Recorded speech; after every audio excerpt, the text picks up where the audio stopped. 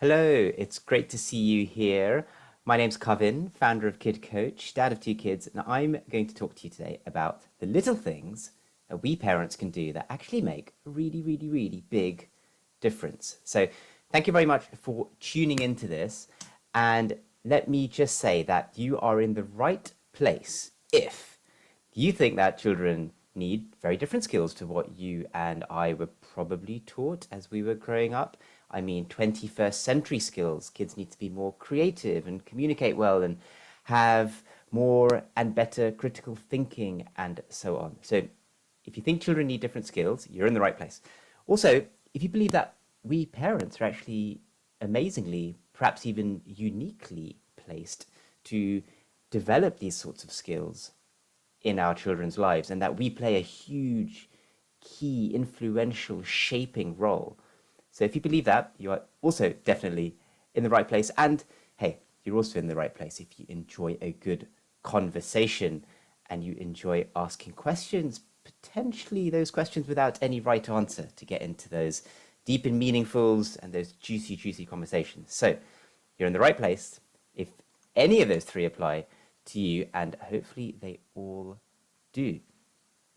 Now, the session will be interactive, sort of, right? There's a limit to how much interactivity we can have in an online presentation like this, but certainly I'll ask you questions as we go along and invite you to pause and ponder what you might respond to that with. So if this was in person, I would be opening questions out to the floor, but seeing as this is online, you get what I mean, right?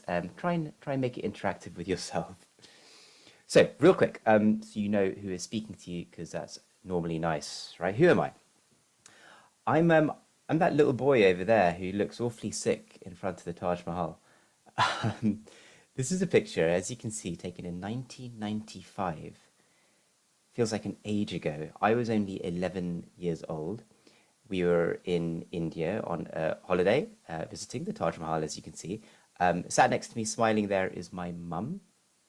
Who has been, always will be, a hugely influential force in my life. She was actually a teacher and a tutor. I think I got the education gene from her. My sister also did. She's there standing in the red t-shirt in the background, a couple of years younger than me. She also went on to become a teacher. I went into the education space in a slightly different angle, as you're about to see. But you know, that little 11-year-old boy who looks a bit grumpy and sick grew up and now has his family of his own. This is my wife and my two kids. This picture is from a few years ago at my son's 1-year birthday party.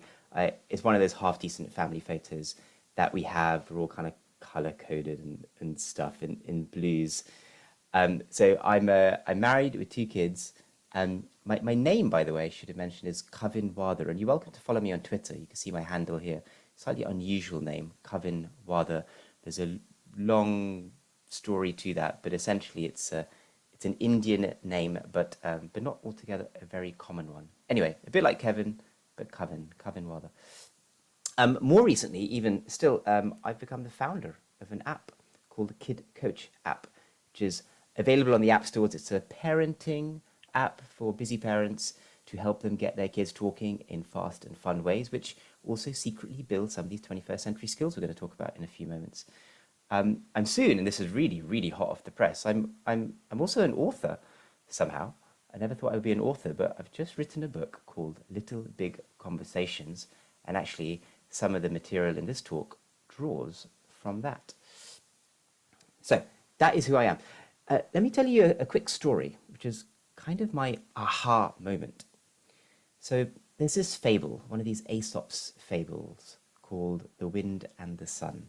It's my favorite fable, and I was reading it to my daughter a few years ago, actually from that very same book that I had 40 years ago, when I guess my mum was reading it to me. Anyway, so if you don't know the fable, real quick, there's a man walking along, as you can see, with a cloak on, and the wind and the sun spot him and decide to have a little bet. They wonder who can get the man to take his coat off first. So the wind steps up and he or she blows really, really hard. as you can see, tries to force the cloak off the man. But what happens, as you can guess? Well, the man just gets cold and hugs his coat ever tighter. So then the sun has a go, and what will the sun do? It will shine warmly and kindly and make the man hot from within and get the man to take his cloak off of his own accord. Now, every Aesop's fable has a moral, and the moral of this one is that you can't force people to do things. You have to use persuasion and influence and motivation to get somebody to do it from within, right? You need to use kindness, not force, in order to achieve an action. Clear, right? Well, not so to my young daughter Mia at the time, because she just said, "But Daddy, I don't understand. The wind is so strong. Can't he just blow the coat off the man?" And that led us very naturally into that discussion about, well, actually, it's better to use kindness and not force, and develop that motivation from within. And this little moment, this little coaching moment, only lasted 5 minutes or so. It only required a few choice words, a little conversation, but it's one of those moments that I'll never forget, which is why I'm telling you about it now, where my daughter got something, right? The penny drop. She's understood something that she'll probably understand now for the rest of her life. It was a coaching moment for her. But it's also a penny drop moment for me because, as my daughter went to sleep soundly after that, but I couldn't, because I kept thinking, wait, maybe there are all sorts of other coaching moments that are just beckoning, where we can help not just my child, but all children realize something or learn something of their own accord, simply through conversation. And perhaps it just starts from asking the right questions.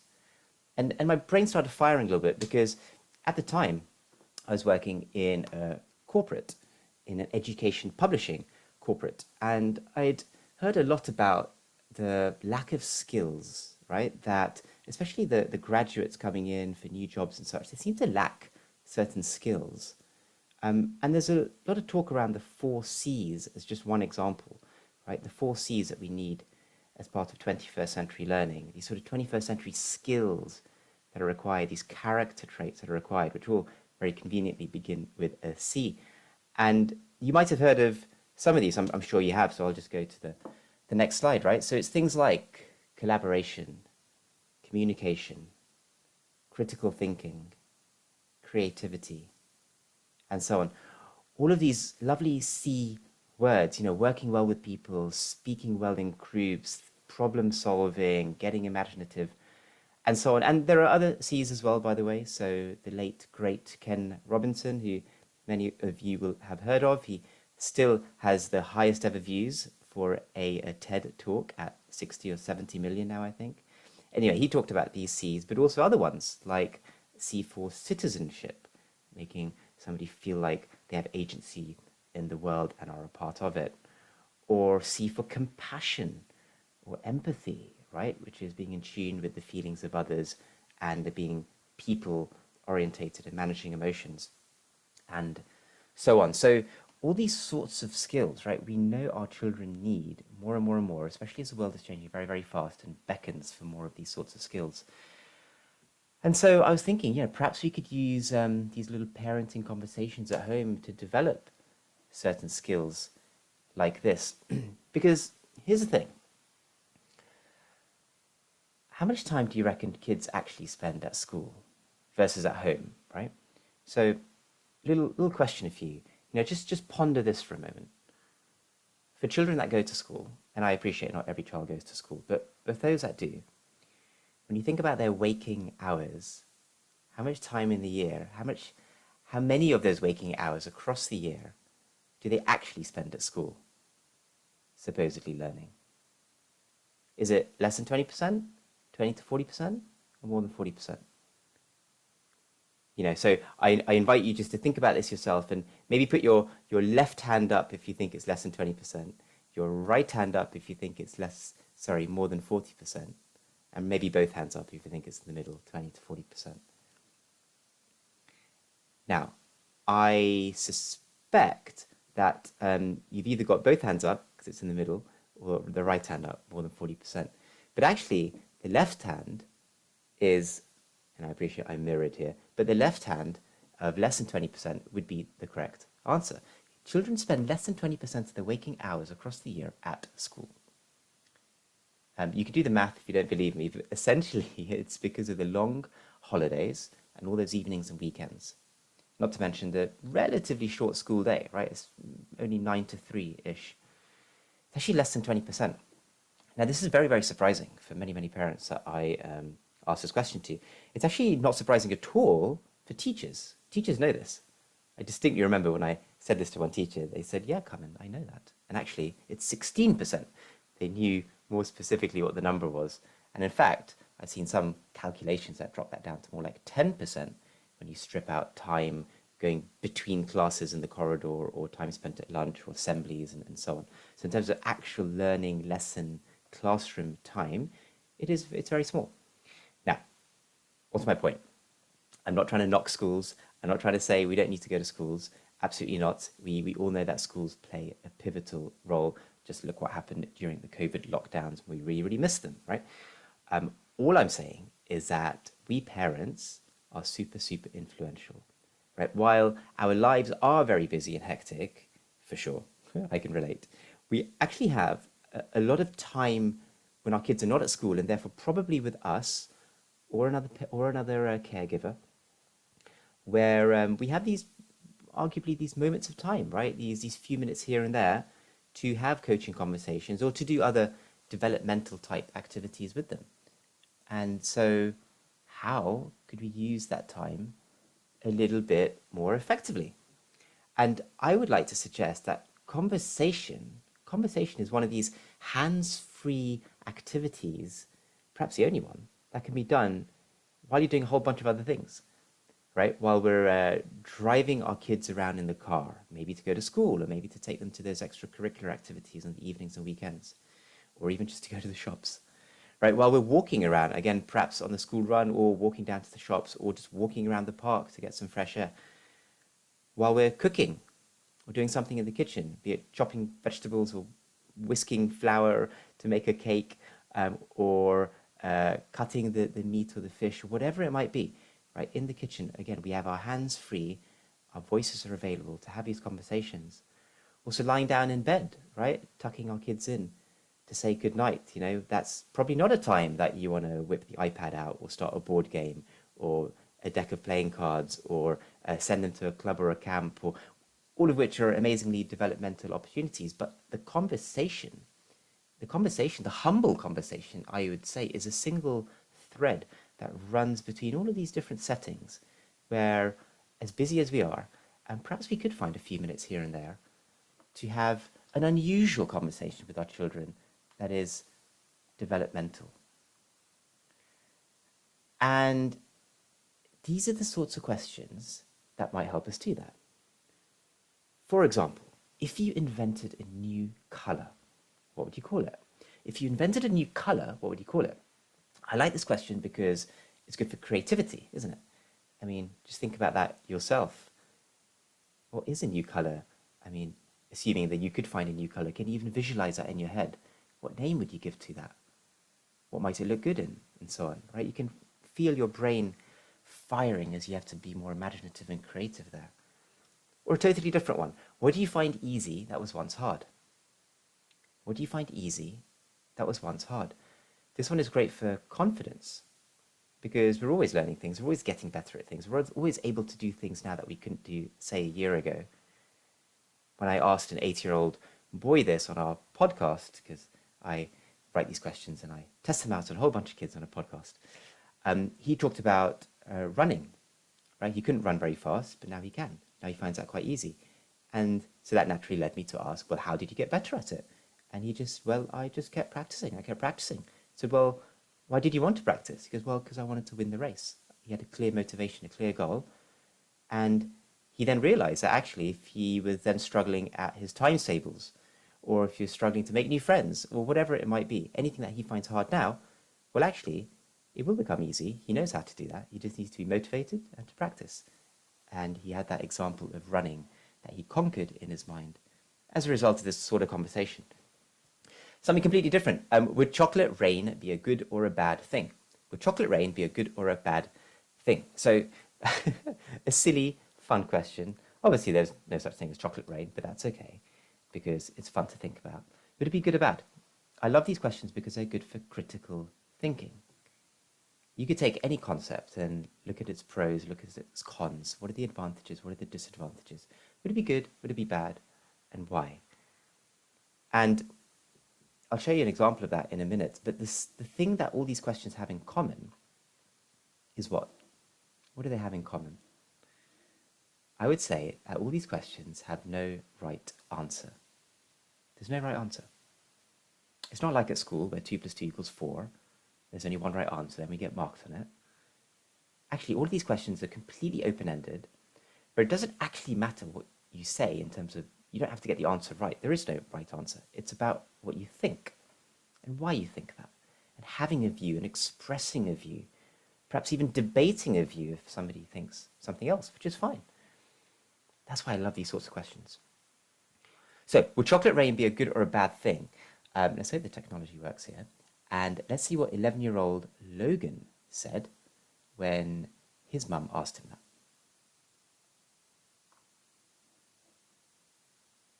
So Logan and I have been trying the KidCoach app.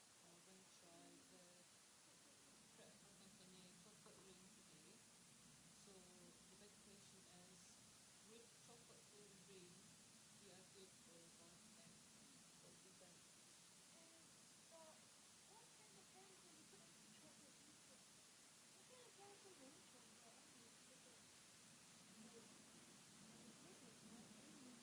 I don't know, but do you think like, oh, that's what you think it might be a bad thing because it might harm the plant? Oh, yeah, maybe I just wouldn't get chocolate rain. Do you think it would be good for any reason?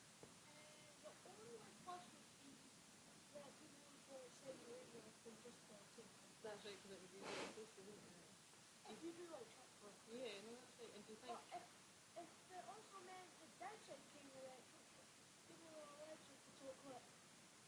know that's right. They would say nothing either. Do you think your class would like it? Do you think how many, like, what percentage of your classmates would want chocolate rain? Do you like chocolate? 50-50 or maybe?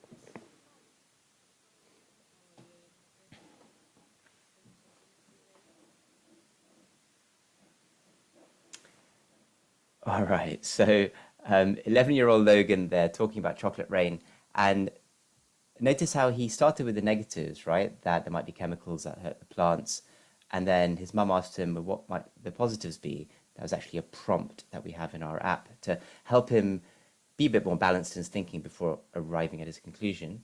And so he talked about the benefits of that. But then noting kind of actually maybe while people have free chocolate, maybe people be allergic to chocolate, right? So perhaps overall it sounded like he was against the idea. And then there was another prompt which was around perspectives and taking perspectives and what percentage of his classmates would say yes to or no to that, right? So then it's zooming out and not just about what you think, but what other people might think as well, which is also building a bit of empathy as well as helping you think through problems a bit more. Now, if you're looking at this and thinking, this sounds a little bit like philosophy for children. If anybody's heard of philosophy for children, so first of all, you'd be right. Philosophy for children is an approach that some schools adopt to have timetable sessions where children are talking in groups about life's big questions, right? Life's big questions. Is there life on other planets? Can there be good without evil? Is it important to be strong? You know, all these sorts of things. And I think it's absolutely fantastic. And I first came across it on a training course I went on, run by Sapere, who are the UK's leading P40 teacher trainers. So that's where I kind of sharpened my own skill set. And a shout out to Topsy Page. Topsy Page, who was my trainer for that, and I've remained in contact since. She even contributed to my new book. She's a fantastic trainer, got me thinking about all sorts of things. In fact, I might have pinched that chocolate rain question from her. Can't quite recall. But if I did, thank you, Topsy. That is a fantastic question. Um, there's also another organization called Dialogue Works that I do need to give a shout out to, particularly a gentleman called Nick Chandley. Nick Chandley, he is actually on our advisory board at KidCoach app and has been incredibly influential and supportive as we've written questions and hopefully better and better questions. Dialogue Works also do P4C training. They also do something called Thinking Moves. They've created their own framework of 26 thinking moves, which are 26 different ways of thinking, or very helpfully named after a letter of the alphabet. So A would be to think ahead, and B would to think back, and C would be to connect it with other thoughts, and so on. Um, and um, and also, some of you may have heard of the Thunks by Ian Gilbert. Thunks, right? A beguiling question about everyday things that stops you in your tracks. Um, it's also the sound your brain make when it goes ouch, right? It's a thunk. Anyway, Ian also is brilliant at writing questions. He's on our advisory board. He's been a fantastic support to everything we've been doing, and even wrote the foreword in my book. But anyway, all of this to say that this sphere of work, this idea of asking questions to our kids at home with our parenting hats on, is inspired by philosophy for children. And I suppose you could argue all I'm trying to do is bringing a little bit of P4C into the home. But when you go from the classroom to the home, it's a very different dynamic, isn't it? I mean, this is the life of us parents at home, right? I'm sure we could all relate to having to do all of these sorts of things all of the time, somehow developing eight hands. But again, the humble conversation, just for a few minutes here and there, I would argue is something that we can do on the go. And indeed, as I was working with parents a few years ago to share these questions, they said, these are great, but can we have them in an app? Because that helps us access it in a modern, convenient way on the go when our life is literally this busy. And so that's what we did. And I want to share some with you. And again, if this was in person, I would be asking the floor some of these questions to make it all interactive. But I'd encourage you to think about these questions yourself, and maybe even, it's fine, shout out your answers to the screen. I encourage that. So here's one of the most popular questions we have. At this point in time, we've had thousands of people use our app and log what they've been talking about, which is really interesting data. So I'm going to show you now 3 of our most popular questions. This one, on creativity. What are 10 different things you could use a cup for? 10 different things you could use a cup for. So you might think, well, I could drink from it. Great. But what else can you do from it? Do with it? What else could you use a cup for? Maybe it's stacking them to make towers, or painting little kind of faces on them to be like silly masks, which are a few answers I've had from kids. It could be all sorts, right? As you think about what else can you do with a cup, it fires a certain part of your brain. You can always feel your creativity muscles stretching as you search for more and more answers. What if the cup was really, really big? Maybe it could be like a swimming pool. What if the cup was digital? Maybe it could be like a portable iPad. It it can be a bit nonsensical as well. It doesn't have to sort of practically work. We can push the limits of engineering and technology in the spirit of being more and more creative. What are 10 different things you could use a cup for? Keep dwelling on that. That is one of our most popular questions. As is this, how would you describe a car to an alien?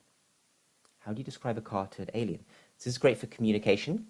The point here is that as a car, we all know what a car is, but an alien wouldn't. An alien would never have seen a car. So how do you describe it? It's got 4 wheels, and you sit in it. Okay. What does a car do? What's the point of it? How does a car differ from a bike or a scooter or a bus or a train or a plane and so on? Can you relate it perhaps to something that the alien might know about? Presumably the alien has some sort of transportation method. Who knows? I don't know. Maybe they just teleport everywhere. That'd be cool, wouldn't it? But probably they have some sort of vehicle. So could you liken it to that to help somebody understand, right? By attaching it to something they already sort of know.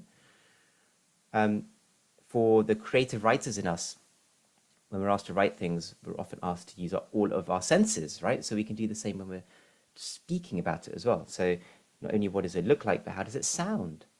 What does a car sound like? How does it feel when you're driving it? What does it smell like when you're standing on the side of the road? And so on. So how do you describe a car to an alien? Parents seem to, and kids seem to really enjoy that. And one more, super fun one.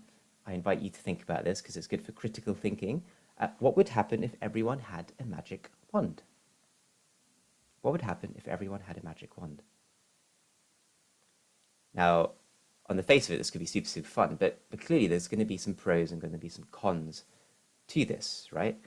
So when we've had this conversation with children, they've talked about things like, well, this would be great because then I could magic myself to school or get dressed in the morning or to get things out from the fridge and make my cereal and all this kind of silly logistical stuff that kids maybe don't always want to do. But then you can get them thinking about, wait, what would happen if everyone had a magic wand? What would they end up doing with it? Should everyone have a magic wand? Does everybody have are people responsible enough? Or, for example, not everybody can drive a car. You have to pass a test and get a driver's license before you can drive a car. So should you do the same with the magic wand? What if a magic wand was available to buy in a shop? How expensive should it be? What if it's so expensive that only the really rich people can afford it? Then what could happen? See where I'm going with this? Like a concept as innocuous and fun as a magic wand, you can push and nudge into these philosophical areas, which is what the prompts in the KidCoach app help a parent do to get kids thinking more critically and creatively. I have another video for you. Let me play it and then I'll ask you a question about it.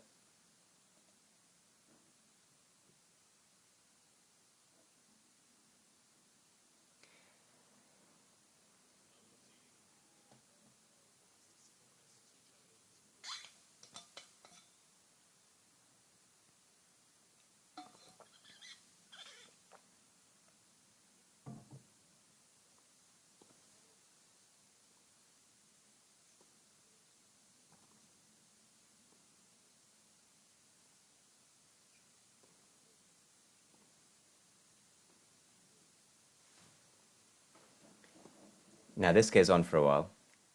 Let me skip it on a bit.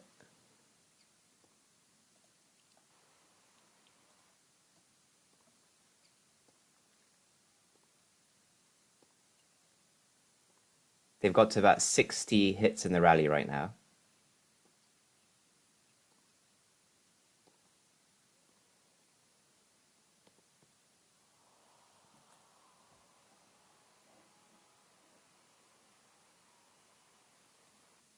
What an amazing rally. Why did why did I show you that? Why did I show you that? What has that got to do with the conversation? Here's my point. A good conversation is a good tennis rally because we keep it going, right? We keep sending that ball over the net. We keep asking questions or making statements that are open-ended and invite the other person to respond, to engage, and it goes back and forth. Hopefully in about a 50-50 ownership, right? If one person is speaking too much ever, it's probably not a good conversation. And I believe there are even studies on that. So it's about keeping the conversations going, which is easier said than done sometimes, right? Because we're so used to asking closed-ended questions, right? Is it this or is it that? What's the answer? How do we close down a conversation to get that right answer? Again, 2 + 2 = 4. How do we get to 4 quickly? We're so used to doing that that it actually requires a little bit of resetting to think about other questions that keep rallies going. And on the screen here are a whole bunch of different suggestions, lots more in my book, but just to mention a couple that I really like is what are the pros and what are the cons? Why is this good? Why is this bad? You can use this on almost anything. What data or evidence is there to back up what you're saying? So you think something or you feel something, fantastic, but what have you seen? What article or data point or what can you see that helps convince me, right? that. Um, what does your gut say? Which is actually the other way of looking at that, right? What does your gut say? Like, if you're not sure about something, sometimes when you ask a child a question that is so open-ended, they're like, I don't know. Okay, that's all right. It's okay if you don't know. I just know what you think. What does your gut say? Just don't even think about it. Just say it. Just say what you think. Is chocolate rain good or bad? Good. Okay, great. Now reflect on that. Why did you say that? Whose advice or help could you seek? Whose advice or help could you seek? So oftentimes there's other people, right? We can ask depending on what the issue is. So there's a question we have, for example, around space and is there life out there? So what if you ask an astronaut versus what if you ask a priest versus what if you ask somebody from 500 years' time, hypothetically, right? Just actually, it encourages you to already see other people's perspective. What would it take for you to change your mind? Because it's okay to change your mind, right? Particularly at the end of a conversation, as you're having the back and forth and you're perhaps realizing that there's other aspects to this problem, this topic that you're dissecting, it's okay to yield. That's one of those thinking moves from Dialogue Works. Why for yield? What would it take for you to change your mind? Because it's okay to change your mind, right? These sorts of things I think are brilliant to keep rallies going. Now, one point I want to make here is that some of this might feel a little scripted. Okay, I get that. This concept of sitting down formally with our child at the dinner table or whatever, opening an app, reading out a question, reading out some prompts to keep the rally going. It might feel a bit scripted. What I'm really trying to engender here, though, is this philosophy, this openness, this willingness to try and have these unusual and different types of conversations with our children, wherever we are and whatever is happening. And they can be spontaneous if we have these sorts of questions and tools and thinking in our head. Doing what I do, as you can imagine, this crops up in my life all the time. So here I am with my daughter, Mia, and every time we have one of these spontaneous, unusual, silly, thoughtful conversations, I jump on Facebook and I write it down quickly. Partly it's to share with family, who I know will appreciate it, but it's also there as a little keepsake for me and for her when we all grow up. I'm assuming and betting that Facebook will be around for a while. So here's one as an example. Magic wands are very, very popular in our house. And one day Mia just came out with, I wish I had a magic wand. So I asked her, what would you do with it? And she told me, right, make the house rainbow colored, which is, it's silly, it's fun, it's fine, right? But then I was trying to get her to think about what other people would do with it. So I asked her, well, if Mum had a magic wand, what would she do? And so Mia talked about tidying up the kitchen. And then I asked her about, well, what about your little brother, Ryan? What would he do with it? And he'd probably just drop it on the floor because he likes making a mess. And it's silly. That certainly made me chuckle at the end of the conversation like that.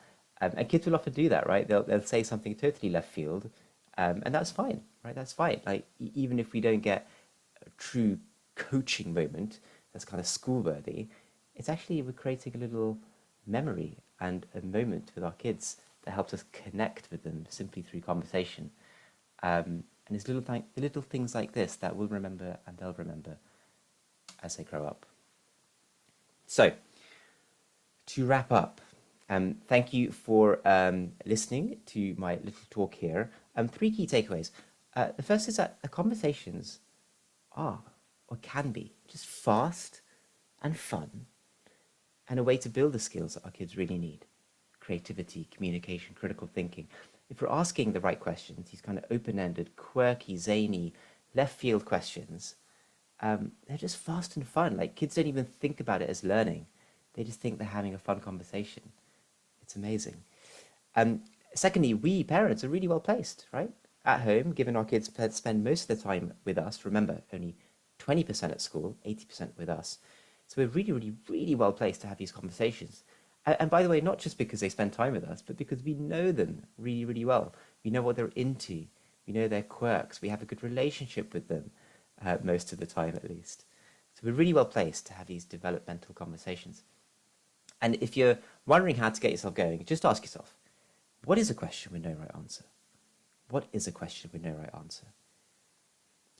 My app and also my book have a bunch of questions as a resource guide if you're getting stuck. But if you're just out and about by yourself, ask yourself, what is a question with no right answer?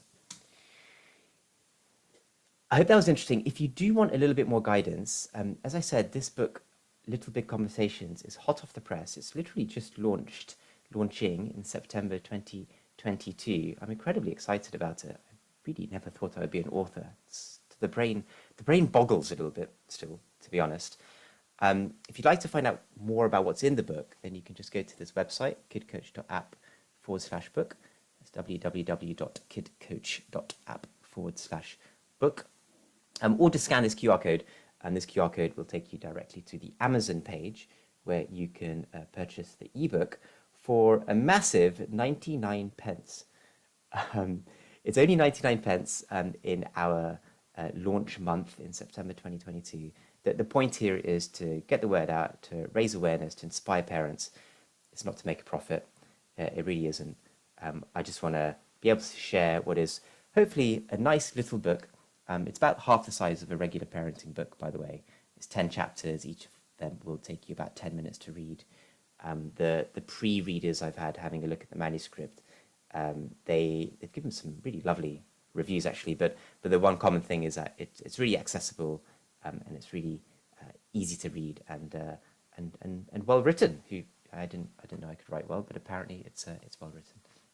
So I encourage you to have a look there. If what have been saying to you today is striking a chord, if you're thinking about mixing up the conversations you have at home, to have lots of little, big conversations with our little people, and being given that we're the big grown-ups. Hopefully you can see what I'm doing there with the title, Little Big Conversations.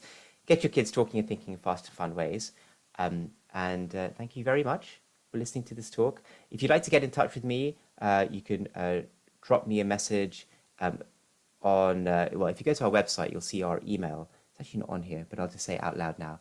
hello@kidcoach.app, hello@kidcoach.app, if you want to get in touch, or just follow me on Twitter @Kavin. And if you do decide to download the book and get reading, I'd love to know what you think. Just drop me a line.